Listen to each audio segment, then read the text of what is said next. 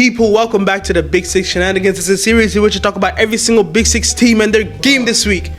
Bro, what? There's no Premier League football, man. What do you mean there's no Premier League football? The weekend just finished. What are you talking about? Nah, bro, the international break. How's it an international break, bro? We're only 4 weeks into the season. I don't know, bro.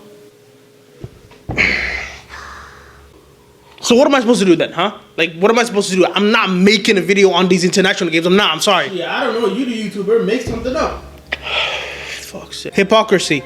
The practice of claiming to have moral standards or belief to which one's own behavior does not conform. For all the slow ones out there, if I publicly say basketball is shit and it's one of the worst sports of all time, but in the background I'm going crazy to this freaking Halliburton moment. If only he didn't pull his Achilles, man. That could have been an S tier game 7. But talking about hypocrisy, there's a lot of it going on in the football space right now. There's a lot of people out there that just run agendas.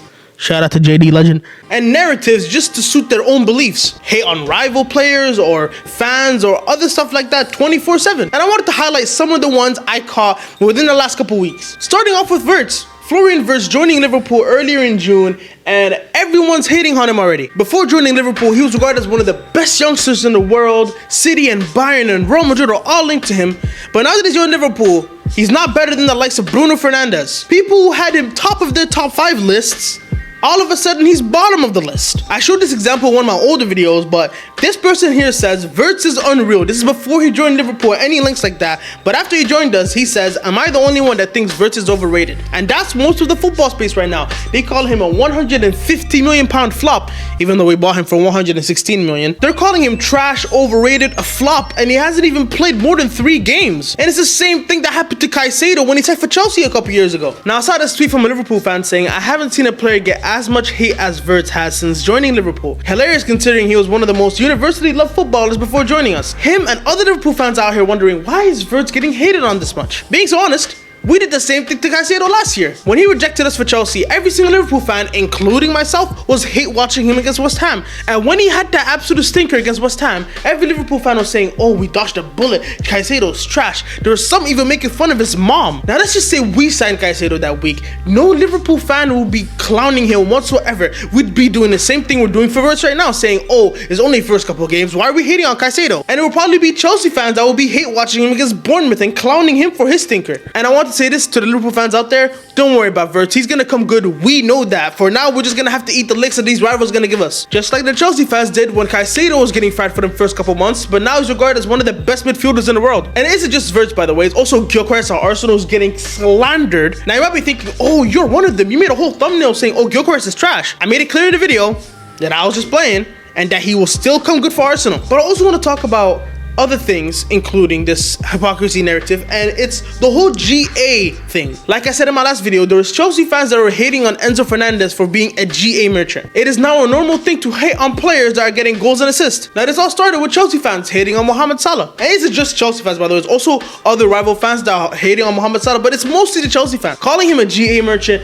he's horrible to watch and everything. Some are even saying that he shouldn't be in this year's top 5 Ballon d'Or list. Now I would understand if you have Dembele over him, because this guy Salah had the greatest Premier League campaign of all time. This dude broke records. He had more GA than people that were playing more games than him. But just because he can't dribble past his man consistently, oh, he's not a good player anymore. We forgot Salah's 33. He can't do this no more. He can't dribble past players like he used to back when he was 25. He's adapted his game as he ages because you just can't do the same things you did when you were 25 when you're 30 something. That's why Son, for example, he was reliant on his crazy finishing and his speed, but as he grew older, he didn't adapt his game. Look at him now, he's in the MLS. And I remember a couple months ago seeing this video from The Athletic, by the way. I'm not even joking, The Athletic made a video having an agenda against Mohamed Salah. Look at this video, man. If you look at the Premier League's top scorers, it's hard to argue that Mohamed Salah hasn't been the most influential player in the league this season. But what if we only counted important goals? Does that change the picture at all? Well, one way we can determine the importance of a goal is to look at its impact on game state. Goals that take a team from losing to drawing, or goals which put a team ahead. In terms of these game state changing goals, Salah is still top of the table, but he's now level with Erling Haaland because only around half of his goals actually changed the game state for Liverpool. On top of this, 6 of Salah's game state changing goals came from penalties. If we only consider open play goals, Haaland now goes ahead of Salah, but both of them are overtaken by Alexander Isak and Ollie Watkins, making them arguably the most influential influential players in the Premier League this season. Honourable mention should go to Raul Jimenez, who scored 10 goals for Fulham this season, all of which were game state changing, and Brian Mbeumo, who scored 10 times to put Brentford in a winning position.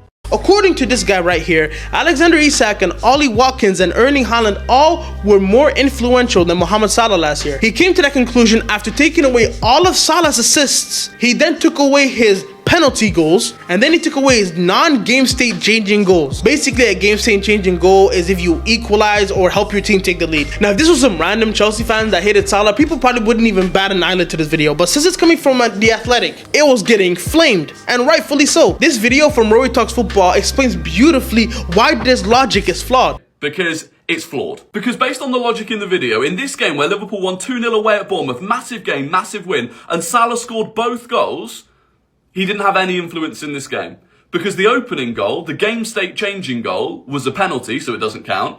And the second goal, remember it, top bins worldy, killed the game when Bournemouth were really fighting back into it. That also didn't count because it wasn't a game state changing goal. So he had no influence in this game. A game in which Salah scored both goals in, winning us the game, apparently had no influence. Someone else I want to talk about, Amenya on TikTok, because I don't really think he's one of those agenda-based accounts. I love his videos. I'm not even gonna hold you. His videos are elite. But whenever he talks about Salah, it's one of the most infuriating things to watch. I'll say it again and again, man. The day that I go on YouTube and I type in like Mo Salah just to watch him, that means I've been held hostage and someone needs to come and rescue me, bro.